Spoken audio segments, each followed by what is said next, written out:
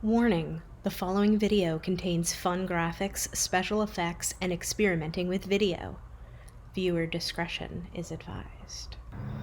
Hi, so today I am in the woods and I'm shooting in black and white because I'm having fun with it. It's a Blair Witch moment, okay?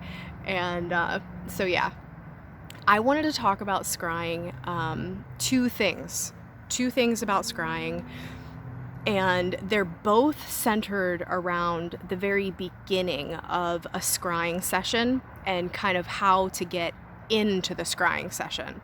Not necessarily the tools to use or the setup of a space or anything like that, which I have in a previous video, I'll link below, but more so just like getting into the experience, getting into the vision, getting into the whole thing. Because I think that that is probably the most challenging thing for people, is kind of going from the mundane world into a scrying session, which is nothing like the mundane. So there's two kind of things that are circulating around here that I'm thinking about. And the first one is that I find using a metaphor to visualize. This is a visual thing, but you could also think of it differently. You don't actually have to think of it visually. But using a metaphor of the way in to go in. And what I mean by that, I'll just wrap off a few examples of what I mean. Going inside of a door, opening a door and going in. Maybe there are stairs that you go down into a basement, you go up into an attic, you go down a hallway.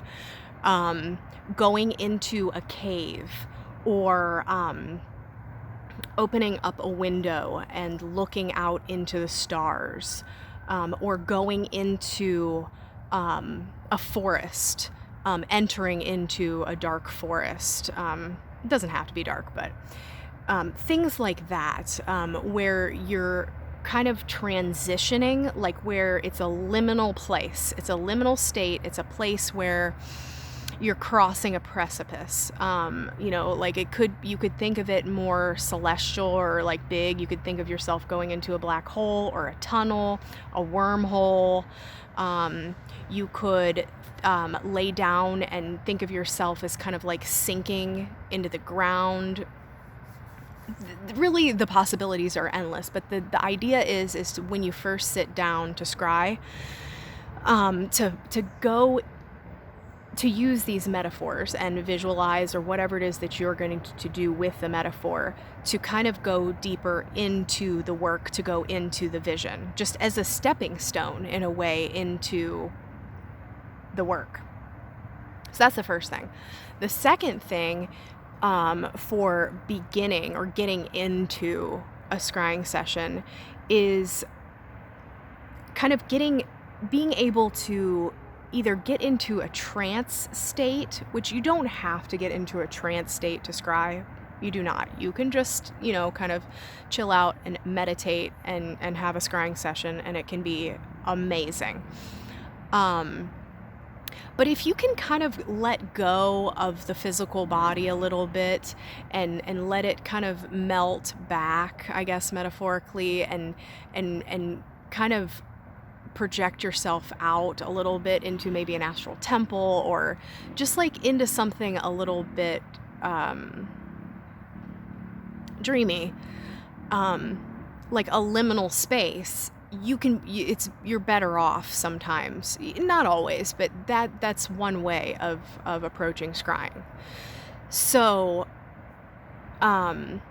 ways to get into these trance states or liminal states, there's lots of them, and one really great, the most amazing thing I think you can do is have music.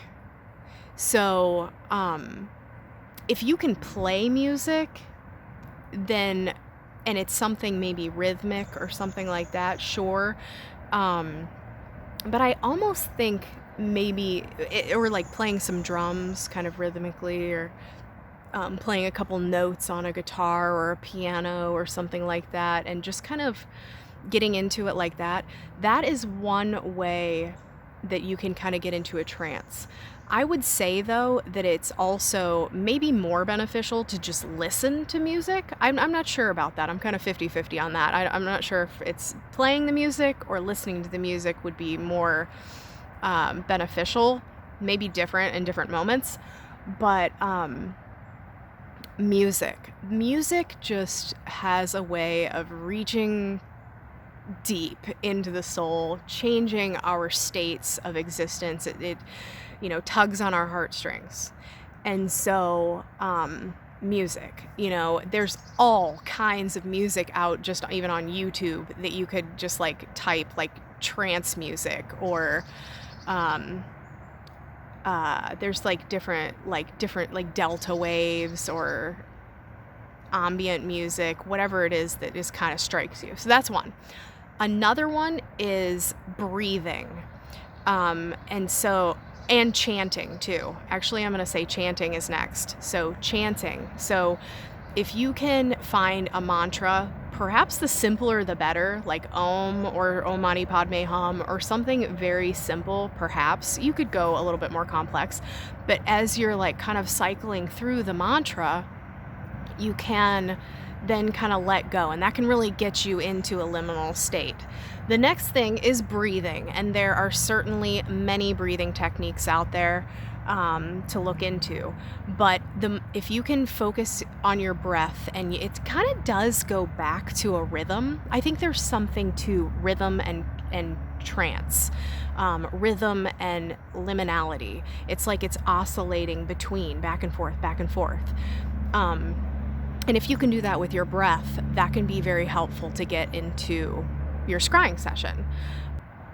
Another thing is, and this is the last thing I'll say, is, and it might be the best thing, and it can be overlooked very easily, and it can also happen very easily, and you don't even recognize that you're doing it. And it was pointed out to me by a friend. We were singing together in a little working, and she said to me, when I've done this in the past, me and my family, who are Jewish, we rock back and forth. And so we rocked back and forth, and we were like singing, and we're doing this. And I'm telling you, it's probably one of the most powerful things is like undulating, basically. I mean, you could just simply rock back and forth, or you could like get a little bit more, I don't know, like kind of snake-like with it or whatever. But doing that is really, really powerful. So that's all I have today for scrying and getting into scrying, kind of getting over that little hump into the practice.